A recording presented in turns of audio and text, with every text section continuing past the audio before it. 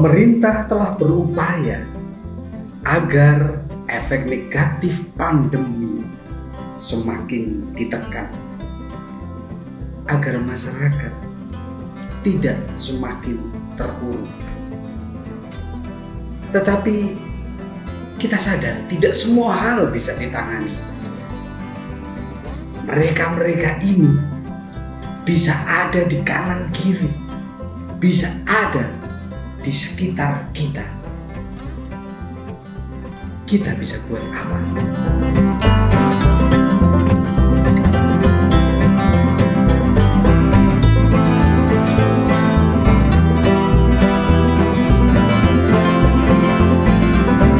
Bicara soal pandemi, kita tidak hanya bicara soal mereka yang menjadi korban virus COVID-19 ini, tetapi kita juga diajak berbicara tentang mereka yang terkena dampaknya, mereka yang mendapatkan imbasnya.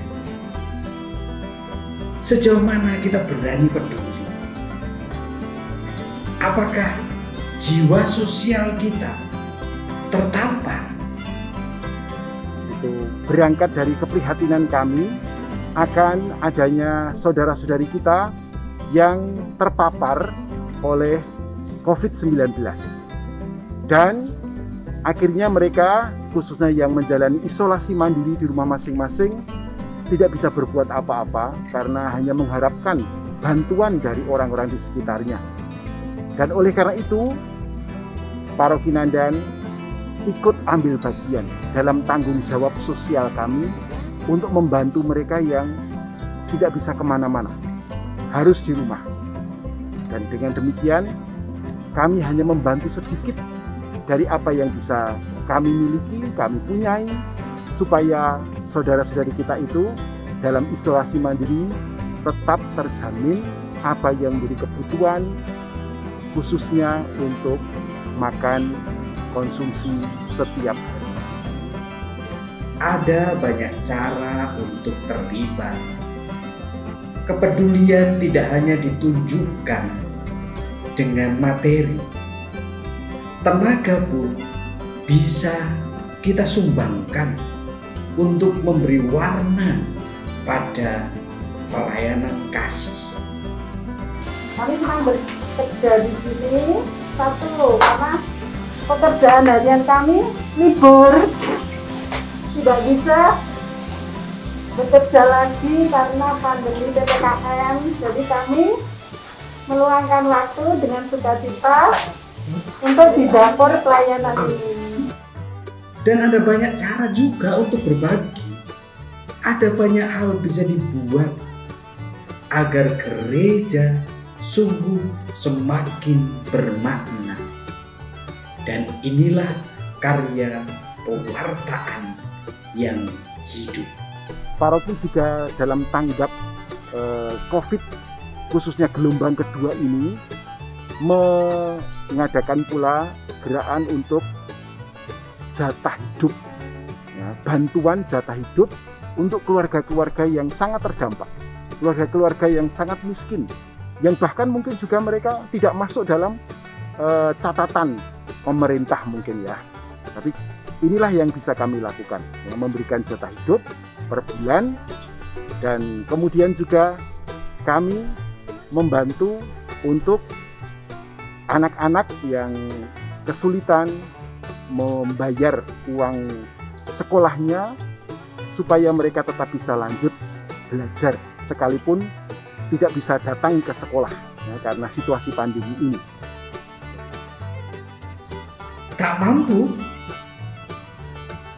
Bagi orang kreatif, kata ini tak akan pernah keluar.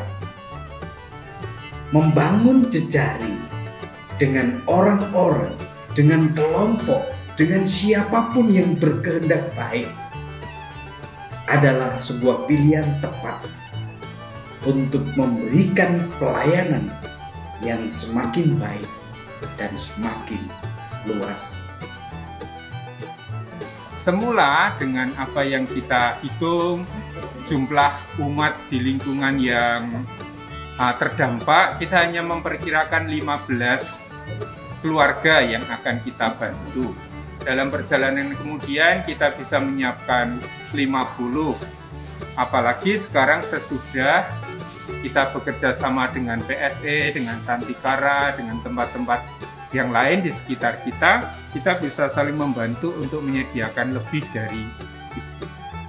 Maka kita mulai dari perhitungan, kita punya dana berapa kemarin untuk bisa 1 bulan ini bisa membantu berapa keluarga, dan ternyata kita hitung 15 keluarga. Dan sekarang kita dengan banyak kemurahan hati dari umat, kita bisa menyediakan 50 paket untuk 50 keluarga setiap kali kita mengadakan dapur umum. Jadi kita lakukan 2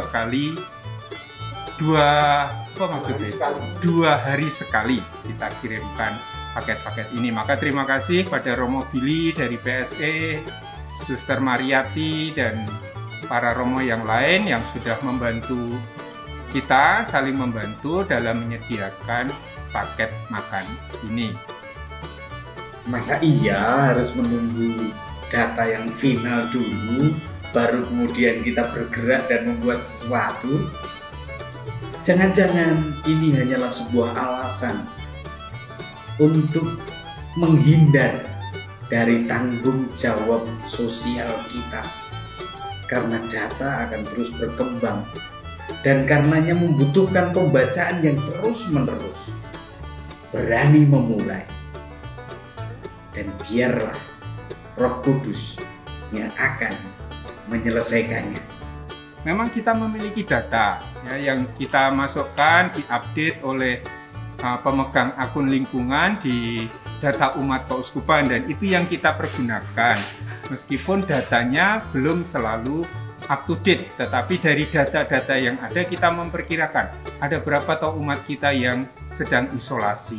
Nah, dari perhitungan itulah kita kemarin berani mulai dengan sedikit saja, 15, dan ternyata dalam kerjasama dengan banyak pihak kita bisa memperkembangkan kerjasama, menyediakan lebih banyak bantuan untuk keluarga-keluarga yang membutuhkan. Dan ini sekarang berarti kita bisa membantu juga keluarga-keluarga non-Katolik di sekitar gereja. Ini cara kita menghadirkan gereja kita ini di tengah-tengah masyarakat dalam susah payah yang sedang dihadapi. Semoga juga meringankan tanggungan beban yang sedang ditanggung oleh saudara-saudara kita.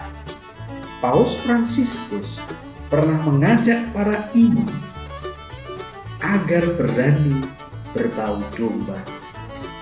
Dan di masa pandemi ini, umat adalah mereka yang pertama-tama terkena imbasnya. Gereja macam apa yang kemudian ingin dihadirkan di tengah-tengah umat, di tengah-tengah masyarakat? Ini menjadi sebentuk upaya kami untuk peduli berbagi. Dan karena ini menjadi panggilan kita semua sebagai umat Kristiani, murid-murid Yesus, yang harus mewujudkan apa yang kita imani dalam ungkapan dan perwujudan yang nyata. Seperti dikatakan oleh Santo Yakobus, iman tanpa perbuatan hakikatnya adalah mati. Maka kami mengungkapkan iman kami kepada Yesus yang telah mengasihi dengan membuat dapur umum peduli kasih. Saya yakin di luar sana ada banyak umat, ada banyak orang yang demikian baik hati, demikian murah hati, tetapi juga sekaligus mungkin bingung kebaikannya hendak disalurkan kemana, melalui apa. Mari kita dukung Paroki Nandan dengan gerakan dapur umum ini untuk memberi sedikit dari kebutuhan umat yang sungguh terimbas. Gerakan ini tentu membutuhkan dana yang tidak sedikit.